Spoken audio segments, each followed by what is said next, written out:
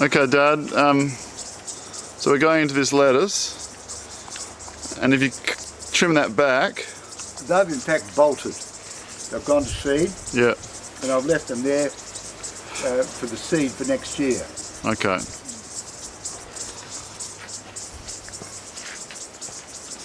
This is garlic, a special sort of garlic I'm experimenting with. What, to get the seed or to...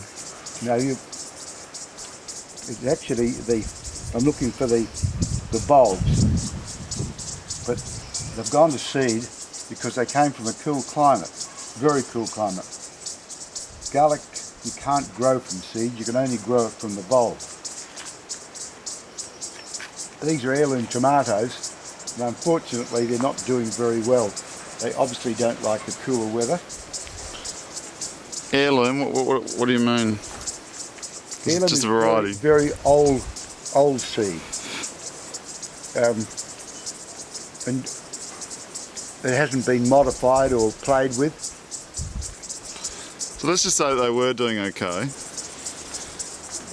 During its course of planting and then when it was good to pick them, what sort of stuff would you add during that period? Like, do you add a certain element at a certain time, or you just keep the... What do you do? Does it need nitrogen? Well, with tomatoes, the earliest I can plant, because we live here in January, I'd like lots of tomatoes and onions and lettuce and capsicums and things for salads for January. And so I put the tomatoes in very early, which is September the 1st.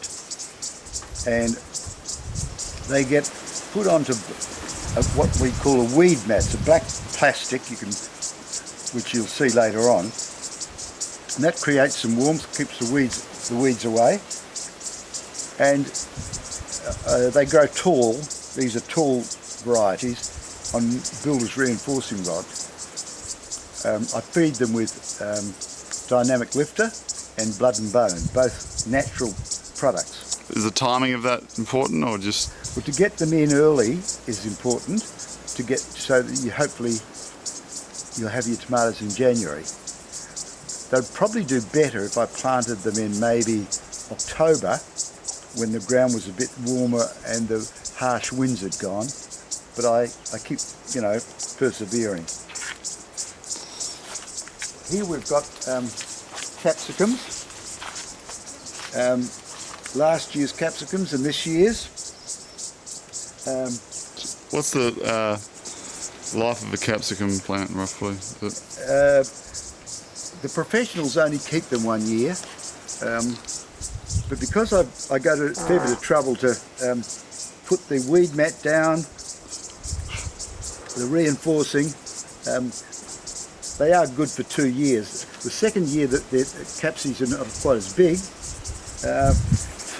but capsies are lovely with salads, and they don't take up very much room for what you get.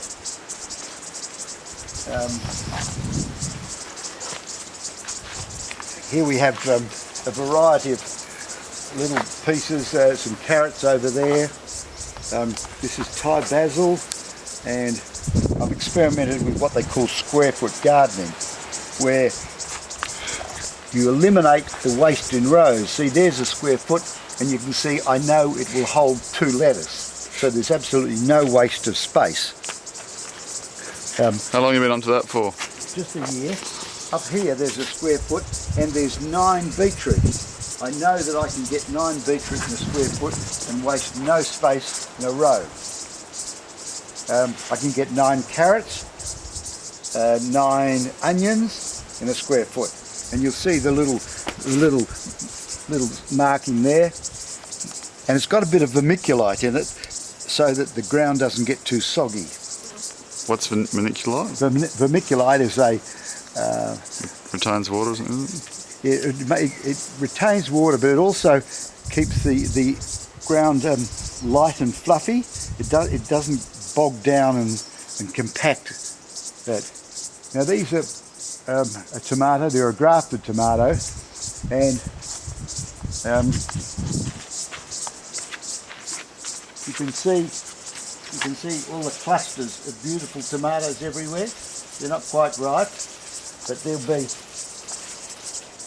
be literally buckets and buckets of tomatoes in a couple of weeks. What kind of tomatoes are they? They're a grafted tomato, and while 90% of my vegetables are from my own seed that I collect each year, these particular grafted tomatoes thrive in these conditions, and you can see how lush and green they are, and they're just laden with fruit.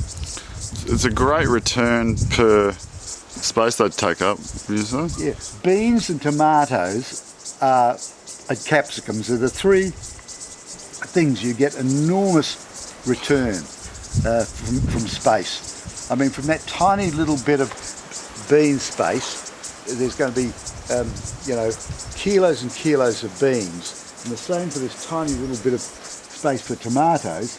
There's going to be buckets and buckets full. This is my onion bed, and I rotate every year. Nothing goes into the same ground. So when you talk about rotation, is it just random plots or is there a system to it? Well, what I do, I've got a map of the garden, and I mark where everything is, and I also plan where I'm going to put next year's garden, so that there's never anything, because you get nematodes and root rot and all sorts of problems if you put the same thing in the same patch year after year. So, for example, like, is something good after something else? Like, is tomatoes good after onions, or is vice versa, or well, for any particular reason? Interestingly enough, tomatoes and capsicums are of the same variety, and you never plant those after each other. Right. Beans and peas are givers of nitrogen, and therefore lettuces and cabbages and those things, and tomatoes, thrive after beans and peas. Right. Because they are takers of nitrogen. And rotating your garden is very important. Can't you just, like if a winter crop, summer crop, winter crop, summer crop, is that a form of simple rotation? No, it isn't. No. Tomatoes are always a summer crop, as are capsies, so you've got to put them in another place each year. These onions, once again, are grown on weed mat with little slits.